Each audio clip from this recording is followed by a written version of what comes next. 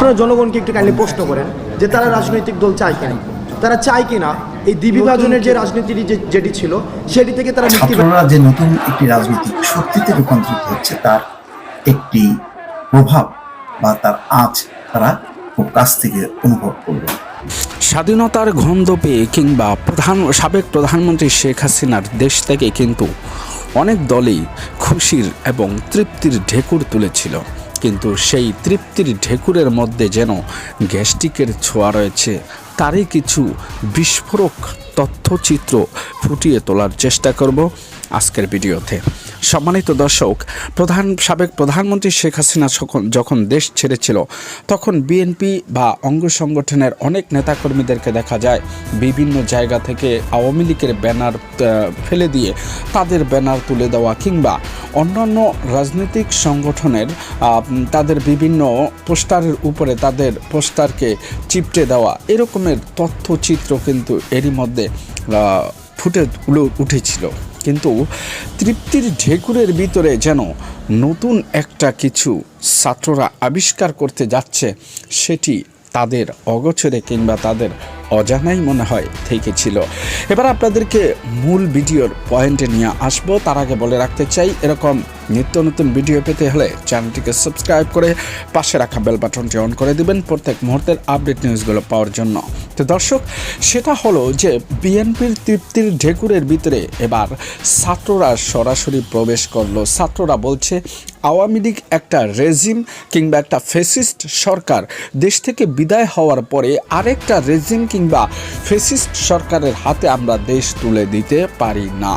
এজন্য যদি সাধারণ জনগণ চায় তাহলে তারা রাজনৈতিক দল গঠন করবে এবং তাদের সেই রাজনৈতিক দলে যারা থাকবে তারা সব সময় বাংলাদেশকে এগিয়ে নিয়ে যাওয়ার জন্য কাজ করবে।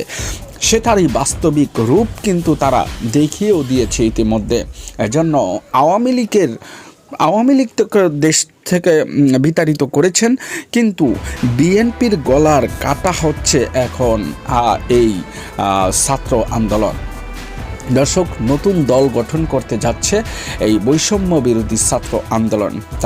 তারই একটি ঘোষণা কিন্তু আপনারা ভিডিওর ইন্ট্রোতে দেখেছিলেন, যেখানে বৈষম্য বিরোধী ছাত্র আন্দোলনের হাসানাত আবদুল্লাহ তিনি বলছেন যে যদি জনগণ চায় তাহলে তারা একটি রাজনৈতিক দল গঠন করবে। তারই কিন্তু একটা বিস্ফোরক চিত্র আমরা দেখতে পেলাম যে ছাত্ররা কি পরিমাণ কি লেভেলে রাজনীতিতে উঠে আসলে এত পরিমাণ জনগণ তারা জোগাড় করতে পারে কিংবা ছাত্ররা জোগাড় হতে পারে। সব ছাত্ররা একত্রিত হয়েছেন, তারা অন্য কারো হাতে দেশকে তুলে দিতে চান না। তাহলে কি হবে বিএনপির? যে বিএনপি এত কিছু করলো, এত রোডম্যাপ, এত রোড মার্চ, মানে ছাত্রদেরকে বাহবা দিতে গিয়ে নিজেরাই কি ফেঁসে গেলেন? দর্শক, আপনারা দেখেছেন ইতিমধ্যে ছাত্ররা কিন্তু অনেক উন্নয়নমূলক কাজ, যেমন ট্রাফিক সিগন্যাল থেকে শুরু করে বাংলাদেশের প্রতিটি স্থানে ছাত্ররা কিন্তু এখন কাজ করতেছে যাতে দুর্নীতি কেউ করতে না পারে। তারই মধ্যে বিএনপির কিছু নেতাকর্মীর সেই দুর্নীতির চিত্র যখন ফুটে উঠেছে তখন কিন্তু ছাত্ররা বলতে শুরু করেছে আমরা একটা রেজিমকে বিদায় করেছি কিন্তু আরেকটা রেজিম এসে উপস্থিত হয়েছে। দর্শক, আসলে বিএনপির নির্বাচনে ভুল নাকি রাজনীতিতে ভুল, কোনটায় ভুল? আপনাদের মতামত জানাবেন কমেন্টস বক্সে। এদিকে ছাত্ররা যেই সিদ্ধান্ত নিয়েছে নতুন একটি রাজনৈতিক দল গঠন করার জন্য, তার যে প্রভাবও তারা দেখিয়েছে রাজধানীতে বিভিন্ন এলাকাতে, তাদের উপস্থিতি, তাদের মিছিল, তাদের মিটিং, সেটা চোখে পড়ার মতো। অন্য কোনো রাজনৈতিক দল এইভাবে এখনও পর্যন্ত দেখাতে পারেনি যেটা ছাত্ররা দেখিয়েছে। আমরা দেখেছি যে বিএনপি কিন্তু একটা সমাবেশ ডেকেছিল, কিন্তু তারা এই পরিমাণ জনগণ দেখাতে পারেনি যে পরিমাণ ছাত্ররা দেখিয়েছিল। তাহলে কি জনগণ ছাত্রদেরকেই চায়? আপনাদের মতামত জানাবেন কমেন্টস বক্সে। আজকের মতো এখানেই বিদায় নিচ্ছি।